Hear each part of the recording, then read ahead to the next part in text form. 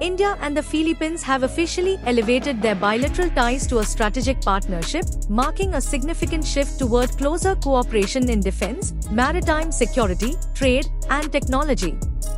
This move comes in response to growing regional security concerns, particularly China's increasing assertiveness in the South China Sea.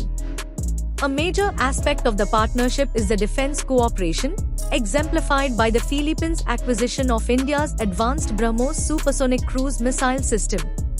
With plans for a second batch of missiles, this collaboration enhances the Philippines' coastal defense and strengthens regional security. The two countries have also formalized joint naval exercises in the South China Sea, reflecting their shared commitment to freedom of navigation and maritime security in contested waters. To further bolster their defense collaboration, both nations have outlined a comprehensive plan of action for the years 2025 to 2029, focusing on enhanced military interoperability, joint exercises, and coordinated naval and coast guard operations. Additionally, the two countries are expanding their legal cooperation, with agreements on mutual legal assistance and prisoner transfer treaties, which aim to improve security coordination and reduce barriers for cross-border operations.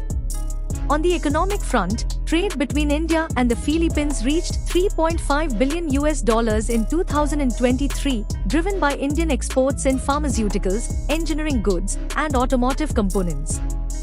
Both nations are now negotiating a preferential trade agreement (PTA) to streamline trade and foster deeper economic integration. India has also pledged support to the Philippines in developing digital infrastructure, particularly through a sovereign data cloud initiative, which aims to strengthen cybersecurity and enhance digital resilience. The upgraded strategic partnership positions both countries as central players in shaping the future of the Indo-Pacific, reinforcing their shared commitment to regional security, economic growth, and a rules-based international order.